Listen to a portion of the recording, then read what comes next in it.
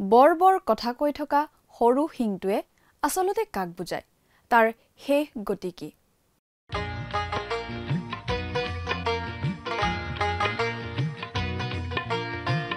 আজিৰে পবিত্ৰ ক্ষণতে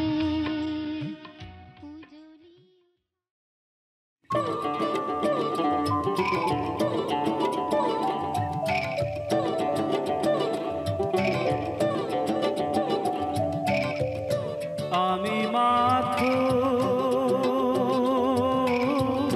বিপদ দেখা পাওঁ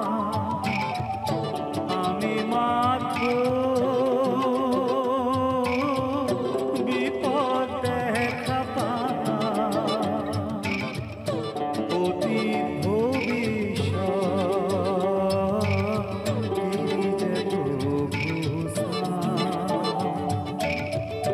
বথা নাই যে ভঙা আমার বথা নাই যে ভঙা আমার আর প্রভু বিচারে না নিরুপায় আমি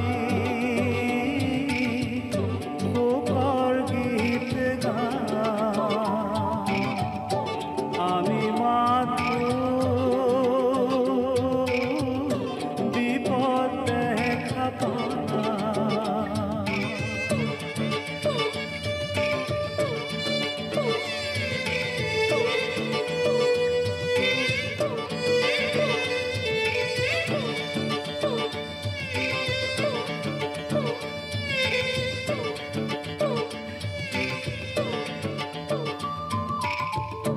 কান্দারি তুমি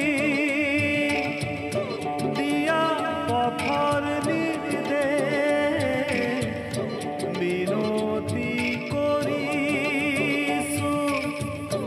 দিয়া আলোকরে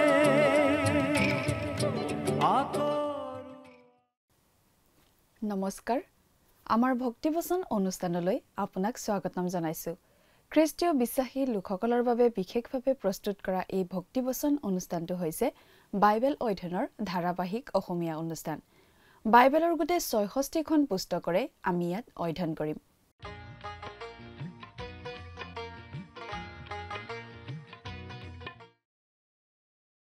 প্ৰিয় দৰ্শক আপুনি যদি আমাৰ এই অনুষ্ঠানটো নিয়মিতভাৱে শুনি আছে তেনেহলে আপুনি নিশ্চয় জানে যে আমি আমাৰ আগৰটো অনুষ্ঠানত বাইবেলৰ পুৰণি নিয়ম খণ্ডৰ দানিয়েল নামৰ পুস্তকখনৰ ৭ নম্বৰ অধ্যায়ৰ ৪ নম্বৰ পদৰ পৰা ৬ নম্বৰ পদলৈকে পঢ়ি তাৰ ভিত্তিত আগবঢ়োৱা আলোচনা শুনিবলৈ পালো আজিৰ অনুষ্ঠানত এই দানিয়েল পুস্তকৰ ৭ নম্বৰ অধ্যায়ৰ ৭ নম্বৰ পদৰ পৰা ১২ নম্বৰ পদলৈকে পঢ়ি তাৰ ভিত্তিত আলোচনা আগবঢ়োৱা হ'ব দানিয়েলে এটা দৰ্শন পাইছিল তেওঁ দেখিছিল মহাসমুদ্ৰৰ পৰা ৪টা বৃহৎ আকৃতিৰ জন্তু উঠি অহা প্ৰথমটো জন্তু আছিল সিংহ আৰু সেই সিংহটোৰ ইগল চৰাইৰ নিচিনা ডেউকা আছিল সেই সিংহটোৱে বিশেষকৈ বেবিলনক প্ৰতিনিধিত্ব কৰে লগতে নবুখদনেছৰ ৰজাকো বুজোৱা হৈছে ইগলৰ ডেউকাবোৰে বেবিলনৰ সৈন্য বাহিনীক দ্ৰুতগতিত আগুৱাই নিয়াৰ ক্ষমতাক বুজায় নবুখদনেছৰৰ সৈন্য বাহিনীক দ্ৰুতগতিত আগুৱাই নিয়াৰ ক্ষমতা আছিল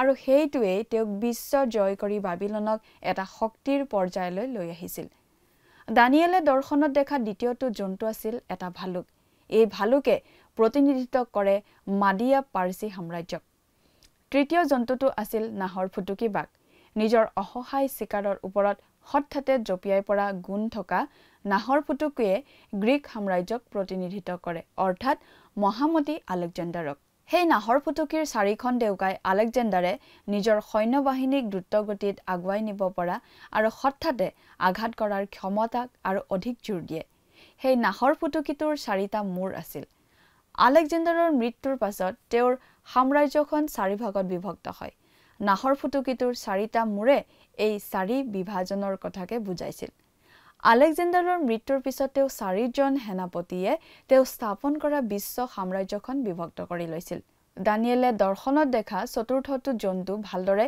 বৰ্ণনা কৰিব নোৱাৰা ধৰণৰ আছিল সেই জন্তুটোৰ 10টা শিং আছিল আৰু সেই জন্তুটোৱে ৰোমান সাম্ৰাজ্যক প্ৰতিনিধিত্ব কৰে। ঠিক যেনেকৈ নবুখদনেছৰ ৰজাই সপোনত দেখা মূৰ্তিটোৰ লোহাৰ ভৰিবোৰে ৰোমান সাম্ৰাজ্যক বুজাইছিল। আমি ইয়াৰ বিতং ব্যাখ্যা 19 পৰা 28 পদত পাম। বাকী তিনিটা জন্তুতকৈ এই চতুৰ্থ জন্তুটোৰ প্ৰতি অধিক গুৰুত্ব দিয়া আমি ইয়াত পাওঁ। এই খণ্ডটো আমাৰ বাবে অতি গুৰুত্বপূৰ্ণ, কাৰণ আমি চতুৰ্থ জন্তুৰ সময়ত বাস কৰি আছো। চতুৰ্থ জন্তুটো আনবোৰতকৈ একেবাৰে পৃথক আৰু তেওঁক পৃথক দৰ্শনত দিয়া হৈছে। আমি সকলোৱে সিংহ বা ভালুক বা নাহৰ ফুটুকী দেখা পাইছো, কিন্তু এনেকুৱা জন্তু কেতিয়াও দেখা নাই। এইটো সঁচাকৈয়ে এটা অস্বাভাৱিক জন্তু। কথাবোৰ অধিক জানিবৰ বাবে আহকচোন আমি মূল আলোচনাটোৰ মাজলৈ আগুৱাই যাওঁ। আমাৰ পৰম পবিত্ৰ প্ৰভু যীশুখ্ৰীষ্টৰ নামত নমস্কাৰ প্ৰিয় শ্ৰোতা। যোৱা অনুষ্ঠানত আমি এই দানিয়েল পুস্তকখনৰ 7 নম্বৰ অধ্যায়ৰ 6 নম্বৰ পদলৈকে পঢ়ি আলোচনা আগবঢ়াইছিলোঁ, নহয়নে বাৰু? আজি আমি এই 7 নম্বৰ অধ্যায়ৰ 7 নম্বৰ পদৰ পৰা আলোচনা আৰম্ভ কৰিম। আমি এতিয়া এটা বিশেষ কথা আলোচনা কৰি আছোঁ। দানিয়েলে এটা দৰ্শন দেখিছিল। সেই দৰ্শনত 4টা জন্তু দেখিছিল। যোৱা অনুষ্ঠানত আমি পাইছিলোঁ দানিয়েলে দৰ্শনত দেখা সেই 4টা জন্তুৰ দৰ্শনৰ প্ৰথম 3টা জন্তুৰ কথা। সেই জন্তুকেইটা কি আছিল আপোনাৰ নিশ্চয় মনত আছে। তথাপি আমি আকৌ এবাৰ মনত পেলাই ল'ব খুজিছোঁ। দানিয়েলে দেখা সেই 4টা জন্তুৰ প্ৰথম জন্তুটো আছিল এটা সিংহ, আৰু সেই সিংহটো আছিল 2খন পাখি থকা সিংহ। আৰু এই সিংহটোৱে বুজাইছিল বাবিলনীয়া সাম্ৰাজ্যখনক, আৰু লগতে বুজাইছিল সেই বাবিলনীয়া সাম্ৰাজ্যৰ প্ৰতিষ্ঠাতা নবুখদনেজৰ ৰজাক। তাৰ পাছতে আহিছিল মাদিয়া পাৰ্চীবিলাকৰ সাম্ৰাজ্য। বাবিলন ধ্বংস কৰি তেওঁলোকে তেওঁলোকৰ সাম্ৰাজ্য স্থাপন কৰিছিল। আৰু সেই মাদিয়া পাৰ্চীবিলাকৰ সাম্ৰাজ্যখনক বুজাইছিল দ্বিতীয়টো জন্তু, অৰ্থাৎ ভালুকে। দানিয়েলে দেখা তৃতীয়টো জন্তু আছিল নাহৰ ফুটুকী বাঘ। এই নাহৰ ফুটুকী বাঘটোৰ 4খন পাখি আছিল, আৰু এই বাঘটোৱে বুজাইছিল আলেকজেণ্ডাৰৰ নেতৃত্বৰ গ্ৰীক মাকিডনিয়াবিলাকৰ সাম্ৰাজ্যখনৰ কথা। তেওঁলোকেই আছিল তৃতীয়খন বিশ্ব সাম্ৰাজ্য। আজি আমি দানিয়েলে দৰ্শনত দেখা চতুৰ্থটো জন্তুৰ বিষয়ে পঢ়িবলৈ পাম। বাইবেলৰ পৰা পাঠ কৰি দিম। যদিহে লগত বাইবেল আছে অনুগ্ৰহ কৰি চাই যাব, নহ'লে মন দি শুনিব।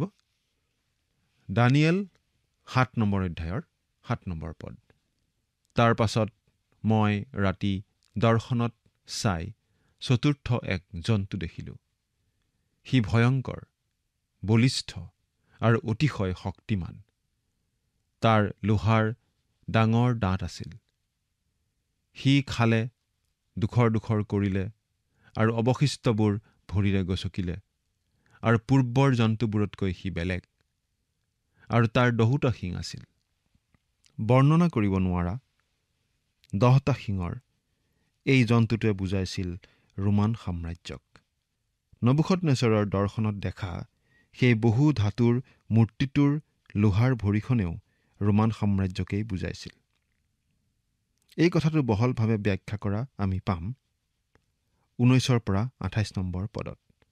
সেয়া আমি পিছৰ অনুষ্ঠানত পাম। ঈশ্বৰৰ আত্মাই আমাক যি ধৰণে ব্যাখ্যা আগবঢ়াইছে আমি সেইটো জানিব লাগে। তেতিয়া আমি এনেই অনুমান কৰি ল'ব লগা নহয়। অৰ্থাৎ এই দৰ্শনৰ কথাখিনি আচলতে বাইবেলতেই ব্যাখ্যা কৰি দিয়া হৈছে। সেইখিনি বুজি পালে আমাৰ বাবে যথেষ্ট। আগৰ 3টা জন্তুক একেলগে যিমানখিনি মনোযোগ দিয়া হৈছে, তাতকৈ অধিক মনোযোগ দিয়া হৈছে এই চতুৰ্থ জন্তুটোৰ ওপৰত। এই অংশটি আমাৰ বাবে অতি প্ৰয়োজনীয়, কাৰণ আমি এই চতুৰ্থ জন্তুটোৰ সময়তেই বাস কৰি আছো, যি সময়ত মূৰ্তিটোৰ ভৰিৰ 10টা আঙুলি আৰু শিঙৰ আত্মপ্ৰকাশ ঘটাৰ উপক্ৰম হৈছে। চতুৰ্থ জন্তুটো আন জন্তুকেইটাতকৈ একেবাৰে বেলেগ, আৰু এই বিষয়ে দানিয়েলক এটা বেলেগ দৰ্শন দেখুওৱা হৈছে। অৰ্থাৎ প্ৰথম 3টা জন্তু দানিয়েলে এটা দৰ্শনত দেখিছিল, কিন্তু এই 4 নম্বৰ জন্তুটো তেওঁ এটা বেলেগ দৰ্শনত দেখিছিল। আন জন্তুকেইটাৰ আজিৰ অৰণ্য নাইবা চিৰিয়াখানাত থকা জন্তুৰ লগত কিছু নহয় কিছু মিল আছিল। আমি সকলোৱে সিংহ, ভালুক নাইবা নাহৰ ফুটুকী বাঘৰ অন্ততঃ ছবিখন হ'লেও দেখিছোঁ, নহয়নে বাৰু? কিন্তু এই চতুৰ্থ জন্তুটোৰ নিচিনা জন্তু আমি মাটি, পানী বা আকাশত কেতিয়াও দেখা নাই। এইটো আচলতে আমি বৰ্ণনা কৰিব নোৱাৰা ধৰণৰ এটা জন্তু। যদি আমি ৰাতি সপোনত এনেধৰণৰ এটা জন্তু দেখোঁ, টোপনিৰ পিল খালেও কিজানি আমাৰ গোটেই ৰাতি টোপনি নাহিব, নহয়নে বাৰু? এই জন্তুটোক অতি ভয় লগা আৰু সাংঘাতিক শক্তিশালী, বলিষ্ঠ বুলি কোৱা হৈছে। ৰোমান সাম্ৰাজ্যক বুজোৱা এই জন্তুটোৰ বৈশিষ্ট্য আছিল শক্তি। এইটো দেখিলেই ভয় লগা। আগৰ আন এটা জন্তুৰ লগতো ইয়াৰ সাদৃশ্য নাছিল। ইয়াৰ দাঁত আছিল লোহাৰ। নবুকদনেছৰ ৰজাই দেখা বহু ধাতুৰ মূৰ্তিটোৰ ভৰিও আছিল লোহাৰ। সেই লোহাৰ ভৰিয়েও বুজাইছিল ৰোমান সাম্ৰাজ্যক। ৰোমৰ লোৰ ভৰি প্ৰায় 1000 বছৰ ধৰি এই পৃথিৱীখনৰ ডিঙিত আছিল। ৰোমান সাম্ৰাজ্যৰ বিষয়ে বহু কথা কোৱা হৈছে আৰু আজিও ই ইতিহাসবিদসকলক আচৰিত কৰি তোলে। এজন বিখ্যাত লোকে এনেদৰে মন্তব্য কৰিছিল, ৰোমানসকলৰ সাম্ৰাজ্যই জগতখন ভৰাই তুলিছিল। আৰু যেতিয়া সেই সাম্ৰাজ্য মাত্ৰ এজন মানুহৰ নিয়ন্ত্ৰণলৈ আহিছিল, তেতিয়া এই জগতখন নিৰাপদ হৈছিল, কিন্তু তেওঁৰ শত্ৰুবোৰৰ কাৰণে অতি ভয় লগা ঠাই হৈ পৰিছিল। প্ৰতিৰোধ কৰা মানেই মৃত্যু, আৰু পলোৱাটো আছিল অসম্ভৱ। এজন বিখ্যাত পণ্ডিতে তেওঁৰ ডেনিয়েল ডিকোডাৰ অফ ড্ৰিমছ নামৰ গ্ৰন্থত এই বুলি লিখিছে, 2000 বছৰ আগতে ৰোমে এই জগতক এটা সাৰ্বজনীন একতা আনি দিছিল, যিটো আজি আমাৰ দিনত ৰাষ্ট্ৰসমূহৰ সমূহীয়া প্ৰচেষ্টাৰ ফলতো সম্ভৱ হৈ উঠা নাই। আজিৰ এই আধুনিক যুগৰ প্ৰচেষ্টাসমূহ আচলতে একো নতুন কথা নহয়। আগৰ ৰোমীয়া আদৰ্শৰ পুনৰুত্থান মাথোন। সেই ৰোমীয়া সাম্ৰাজ্য কেৱল নিজে নিজে ভাঙি ছিঙি থানবান হৈ গ'ল। এই সাম্ৰাজ্য ইউৰোপৰ নানা দেশৰ মাজেৰে আজিও জীয়াই আছে। সেই ভূমধ্য সাগৰৰ সীমাৰ দেশসমূহ আৰু উত্তৰ আফ্ৰিকাৰ দেশসমূহ, যিবোৰ এসময়ত ৰোমান সাম্ৰাজ্যৰ অন্তৰ্ভুক্ত আছিল। কোনেও ৰোমক পৰাস্ত কৰি সাম্ৰাজ্যখন ধ্বংস কৰা নাই, কিন্তু এই সাম্ৰাজ্যখন এই বেলেগ বেলেগ দেশত বিভক্ত হৈ পৰিল। এই আচহুৱা জন্তুটোৰ 10টা শিং আছিল, আৰু সেই মূৰ্তিটোৰ লোহাৰ ভৰিৰ 10টা আঙুলিকেই ই বুজোৱা বুলি আমি সহজে অনুমান কৰিব পাৰোঁ। গতিকে ইয়াত এই সাম্ৰাজ্যখনৰ উৎপত্তি বা মূলৰ ওপৰত গুৰুত্ব দিয়া হোৱা নাই, বৰং শেষ অৱস্থাৰ ওপৰতহে গুৰুত্ব দিয়া হৈছে, অৰ্থাৎ 10টা শিঙৰ সময়ছোৱাৰ ওপৰত। এই চতুৰ্থ জন্তুটোৰ দৰ্শন আমাৰ কাৰণে আৰু বেছি গুৰুত্বপূৰ্ণ এই কাৰণেই যে এই মূৰ্তিটোৰ কথাখিনি সম্পূৰ্ণৰূপে এতিয়াও ফলিয়াবলৈ বাকী আছে।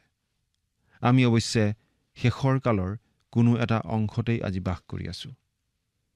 3টা জন্তুৰ বিষয়ে দিয়া ভৱিষ্যৎবাণীখিনি ইতিমধ্যেই ফলিয়াই গ'ল, অৰ্থাৎ এই ভৱিষ্যৎবাণীৰ 4 ভাগৰ 3 ভাগ ইতিমধ্যে ফলিয়ালে, আখৰে আখৰে ফলিয়ালে, আৰু ভৱিষ্যতে কেৱল সেই শিঙৰ সময়ৰ কথাবোৰহে ফলিয়াবলৈ আছে।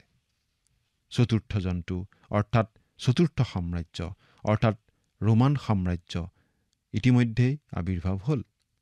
যদিও সেই সাম্ৰাজ্য ভাঙি ছিঙি গ'ল, ই আকৌ লগ হ'ব আৰু 10খন দেশৰ সংমিশ্ৰণ ঘটি এই সাম্ৰাজ্য পুনৰ গঠিত হ'ব।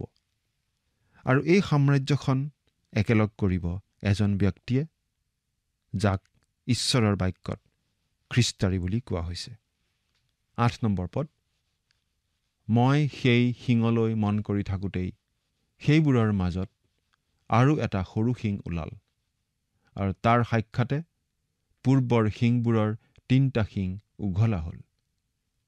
সেই শিঙৰ মানুহৰ চকুৰ নিচিনা 2টা চকু আৰু বৰ বৰ কথা কোৱা এখন মুখ আছিল। এতিয়া আমাৰ মনোযোগ আকৰ্ষণ কৰা হৈছে 10টা শিঙলৈ। আমি এই কথাটো মন কৰা উচিত যে এই 10টা শিঙে পঞ্চম সাম্ৰাজ্য এখনক বুজোৱা নাই। এই শিংকেইটা চতুৰ্থ জন্তুটোৰ মূৰৰ পৰা বাঢ়ি ওলাইছে, আৰু চতুৰ্থ জন্তুটোৰ বৃদ্ধিৰ শেষ অৱস্থা বা পৰ্যায়। নবুকদনেজৰ ৰজাই দেখা প্ৰথমটো দৰ্শনৰ সেই বহু ধাতুৰ মূৰ্তিটোৰ ভৰিৰ পতাখন তৈয়াৰী আছিল লোহা আৰু মাটিৰে। লোহা আছিলেই, অৰ্থাৎ ৰোমান সাম্ৰাজ্য লুপ্ত হৈ যোৱা নাই, কিন্তু লগতে বোকামাটিও আছে, অৰ্থাৎ দুৰ্বলতাও আছে।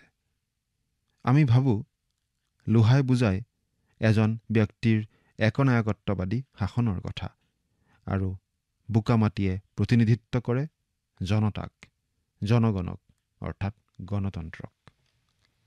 আমি যদি ভালদৰে ভাবি চাওঁ, পৃথিৱীত চলি থকা গণতান্ত্ৰিক ব্যৱস্থাত তেনে দুৰ্বলতা আছে। আজি আমাৰ গণতান্ত্ৰিক স্বাধীনতা আছে, আৰু তাৰ বাবে আমি ঈশ্বৰক ধন্যবাদ দিয়া উচিত। কিন্তু আমাৰ এই ব্যৱস্থাত আচলতে জনগণৰ ক্ষমতানো কিমান? ভাবি চাওকচোন। সঁচা কথা ক'বলৈ গ'লে আপুনি বা মই বেছি প্ৰয়োজনীয় বা প্ৰভাৱশালী লোক নহয়। অৱশ্যে প্ৰতিনিধি নিৰ্বাচন কৰিবৰ যেতিয়া সময় আহে, তেতিয়া আমাক অতি প্ৰভাৱশালী, ক্ষমতাশালী লোক বুলি কোৱা হয়। কিন্তু আমাৰ শাসক কোন হ'ব, কেনেকৈ শাসন চলাব, সেইবোৰ ক্ষেত্ৰত আমাৰ বিশেষ একো নিয়ন্ত্ৰণ নাথাকে। কিছুমান বিশেষ লোকৰ হাততহে সেই ক্ষমতাখিনি থাকে বুলি আমি ক'ব পাৰোঁ। আমাৰ যি স্বাধীনতা আছে তাৰ বাবে আমি নিশ্চয় ঈশ্বৰক ধন্যবাদ দিয়া উচিত। কিন্তু সেই বিশেষ কিছুমান ব্যক্তিয়ে যেনেদৰে চিন্তা কৰে, তেনেদৰে চিন্তা কৰিবলৈ আচলতে জনসাধাৰণক প্ৰভাৱিত কৰি থকা হৈছে। ঈশ্বৰৰ যি শাসন ব্যৱস্থা, সেই শাসন ব্যৱস্থা গণতান্ত্ৰিক শাসন ব্যৱস্থা নহয়, আচলতে একনায়কত্ববাদী শাসন। যেতিয়া প্ৰভু যীশুখ্ৰীষ্টই এই পৃথিৱীত শাসন চলাব, তেওঁ কি কৰিব বা নকৰিব তাৰ বাবে আনৰ পৰা দিহা পৰামৰ্শ তেওঁ কেতিয়াও নল'ব। তেওঁৱেইহে সকলো সিদ্ধান্ত ল'ব, আৰু তেওঁ যি হিচাপে বিচাৰে সেই হিচাপেই পৃথিৱীখন তেওঁ চলাব। গতিকে আপুনি মই তেওঁৰ প্ৰতিমূৰ্তিৰ সৈতে এতিয়াই খাপ খাই পৰিলে নিশ্চয় ভাল হ'ব। নহ'লে তেওঁৰ একনায়কত্ববাদী শাসনৰ অধীনত থাকি আমি নিশ্চয় ভাল নাপাম। আচলতে তেওঁ তেওঁৰ সাম্ৰাজ্যৰ পৰা সেই সকলোকে বাহিৰ কৰিব যিসকলে বাধা দিয়ে, বিদ্ৰোহ কৰে আৰু অমান্য কৰে। আমি তেওঁৰ আগত, তেওঁৰ সাৰ্বভৌম শাসনৰ ওচৰত নতশিৰ হ'বই লাগিব। ৰোমান সাম্ৰাজ্য ভাঙি ছিঙি গৈছিল আভ্যন্তৰীণ দুৰ্নীতি, অৱক্ষয় আৰু মাতলামিৰ কাৰণে। আগৰ 3খন সাম্ৰাজ্যও এই মাতলামিৰ কাৰণেই ধ্বংস হৈছিল। আজি বাৰু আমি কি অৱস্থাত আছোঁ? আমাৰ সমাজত আমি বাৰু কি দেখি আছোঁ? মদ্যপানে সমাজখনলৈ, পৰিয়ালবোৰলৈ, মানুহৰ ব্যক্তিগত জীৱনবোৰলৈ বাৰু কি কঢ়িয়াই আনি আছে? অভিশাপ নে আশীৰ্বাদ? যদি আমাৰ সমাজত এই অৱস্থা চলি থাকে, আমাৰ ভৱিষ্যত নিশ্চয় অন্ধকাৰ। ৰোমান সাম্ৰাজ্যখনক আকৌ একলগ কৰা হ'ব। আৰু এই কথাটো মন কৰিবলগীয়া যে আজি মানুহে এই কামটো কৰিব পৰা মানুহ এজন বিচাৰি আছে। এজন ইতিহাসবিদে এনেদৰে মন্তব্য কৰিছে, আচলতে আন কিছুমান জাতিয়ে ৰোমানসকলৰ সাম্ৰাজ্যত ভৰি দিছিল। ৰোমীয়া পৰিয়ালৰ সৈতে তেওঁলোকৰ ৰাজ পৰিয়ালৰ বিবাহ আদি হৈছিল। তেওঁলোকে আচলতে নতুন সাম্ৰাজ্য এখন গঢ়া নাছিল। সেই বিবাহ আদিৰ যোগেদি ৰোমান সাম্ৰাজ্য চলি আছিল। এনেদৰে ৰোমান সাম্ৰাজ্য চলি আছে বিভিন্ন বিশ্ব শক্তিবোৰৰ মাজত, আৰু অৱশেষত ই 10খন ৰাজ্য বা দেশৰ মাজত বিশেষভাৱে আত্মপ্ৰকাশ কৰিব। এই 10খন দেশ বা ৰাজ্যনো কি কি সেইটো আমি খাটাংকৈ কৈ দিব নোৱাৰোঁ। যেনেকৈ যীশুখ্ৰীষ্টৰ দ্বিতীয় আগমন কিমান তাৰিখে হ'ব সেইটো আমি খাটাংকৈ কৈ দিব নোৱাৰোঁ, কাৰণ খ্ৰীষ্ট কালিও আহিব পাৰে বা পৰহিও আহিব পাৰে। আৰু এটা সৰু শিং। গোটেই ঘটনাটোত এই সৰু শিংটোৱে এটা মুখ্য ভূমিকা লোৱা আমি ইয়াত দেখিছোঁ।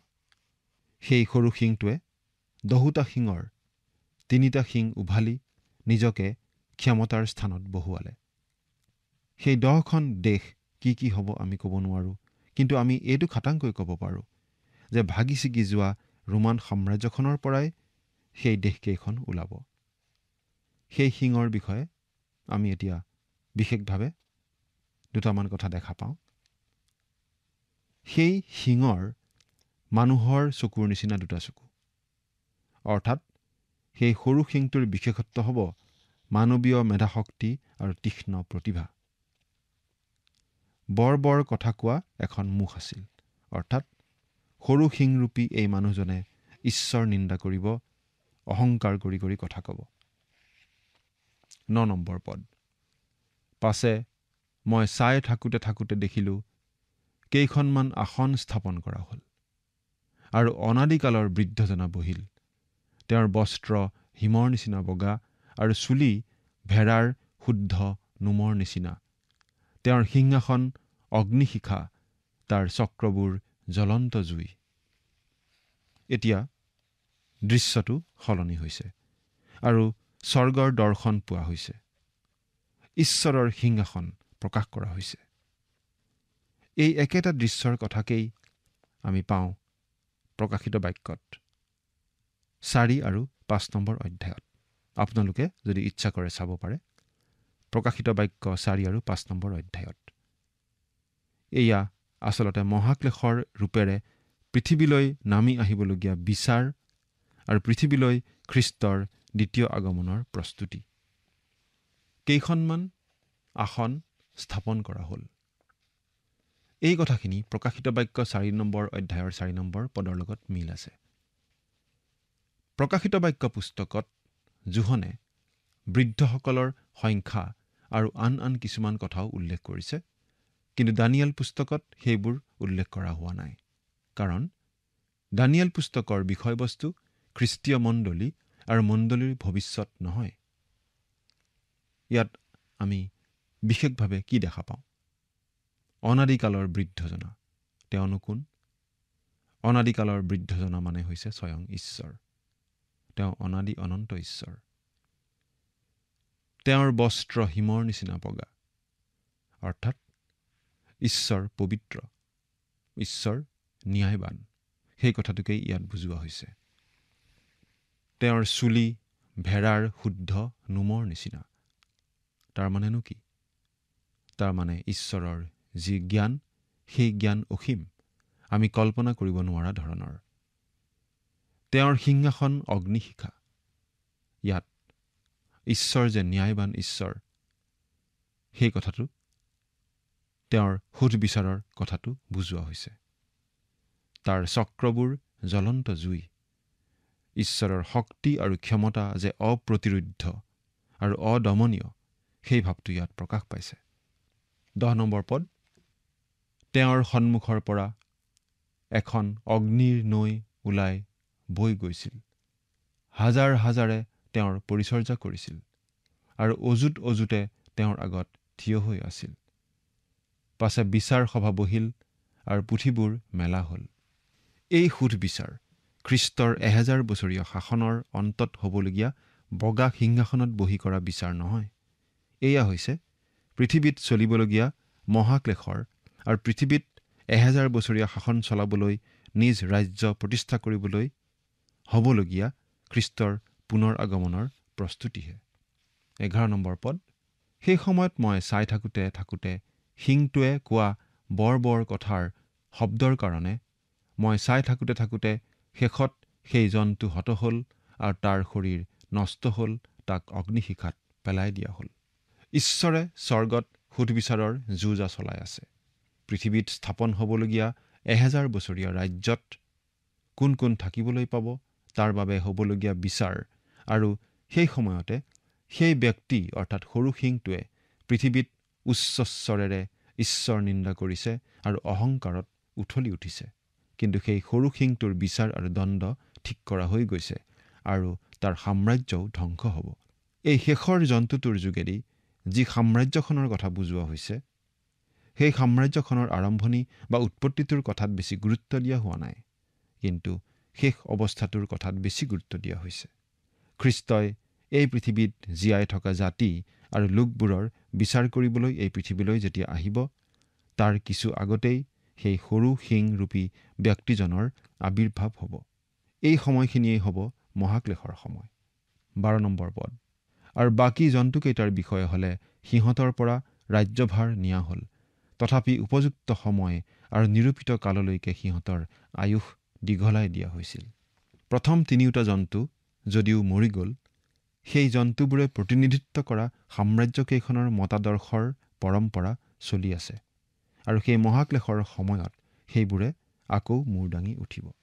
প্ৰিয় শ্ৰোতা, সেই মহাক্লেশ পৃথিৱীত আৰম্ভ হোৱাৰ আগতেই এই পৃথিৱীৰ পৰা খ্ৰীষ্টীয় মণ্ডলীক উঠাই লৈ যোৱা হ'ব। আপুনি বাৰু সেই মহাক্লেশৰ সময়ত ক'ত থাকিব? এবাৰ চিন্তা কৰি চাওকচোন। ঈশ্বৰে আপোনাক আশীৰ্বাদ কৰক। আমেন।